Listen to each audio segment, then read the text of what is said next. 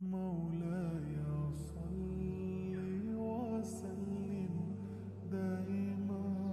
أبدا على حبيبك خير الخلق كلهم. کچھ لٹریچر اور کچھ اخباری بیانات اور انڈیا سے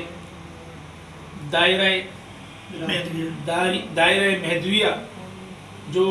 اس وقت جن کے عقائد ہیں اور ان میں کچھ عقائد جو قرآن و سنت کے خلاف ہیں، تو ختم نبوت کے خلاف ہیں، اس پر کچھ میسیجز جو ہے وہ ملے، تو ہم نے ضروری سمجھا کہ اس سلسلے کو ہم جو ہمارے شہزاد پور برادری ہے، دائرہ سے تعلق رکھنے والے ہیں، ہم ان سے اس سلسلے میں آگاہی حاصل کر سکیں اور معلومات لے سکیں کہ بھائی یہ سب کیا صورتحال ہے. تو اس پر آج معلوم ہوا ہے کہ دائرہ مہدویہ کے نام سے جو اعتقاد رکھنے والے کچھ لوگ وہ ختم نبوت کے بھی منکر ہیں، اور اسی طرح سے حضور علیہ السلام کے بھی بعض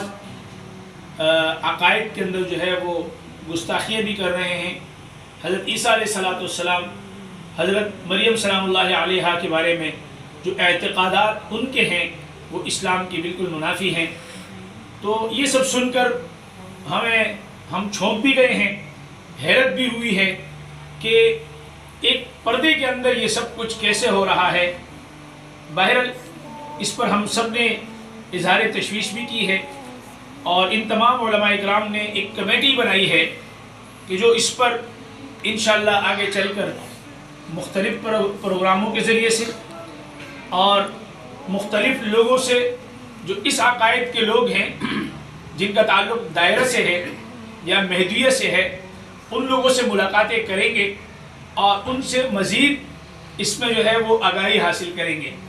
اور اس سلسلے میں ضرورت پڑی تو باقاعدہ طور پر جو ہے وہ قانونی طریقے سے، پیسفل، پرامن طریقے سے ان کے جو ہے وہ ہم معلومات حاصل کرنے کے بعد پھر آئندہ کا لائحہ عمل جو ہے وہ ہم بنائیں گے، اور اس میں ہمیں ختم نبوت کی بھی سرپرستی حاصل ہے، جمعیت علماء اسلام کی بھی سرپرستی حاصل ہے، دیگر ہماری مذہبی جماعتیں ہیں ان کی بھی سرپرستی حاصل ہے، اور ہم اس معاملے کو آگے جا کر ختم نبوت سے بھی ڈسکس کریں گے اور جمعیت علماء اسلام کی اکابرین سے بھی ڈسکس کریں گے. پھر جو بھی لائحہ عمل تیار ہوتا ہے، جو بھی بات ہوتی ہے، پھر اس جگہ ہم آگے چل کر جو ہے وہ اس پر گفتگو بھی کریں گے، اور انشاءاللہ اس سلسلے میں ہم جو ہے مزید اقدامات بھی کریں گے انشاءاللہ. اس پر ہم سب نے اتفاق کیا ہے. یہ اعلامیہ ان تمام علماء جو میں نے تعارف پیش کیا ہے ان تمام علماء کی طرف سے ہے، اور اس اعلامیہ کے تحت انشاءاللہ ہم آگے بڑھیں گے. آپ لوگوں کا، میں علماء اکرام کا، ہم جتنے یہاں تشریف لائے ہیں، اور آپ لوگوں کا میں بہت مشکور ہوں کہ اس اہم مسئلے کی طرف آپ نے ہماری توجہ دلائی ہے اور ہم نے اس مسئلے پہ بیٹھ کر جو ہے وہ گفتگو کی ہے. اللہ تعالی ہمارا حامی و ناصر ہو. والسلام علیکم ورحمۃ اللہ وبرکاتہ.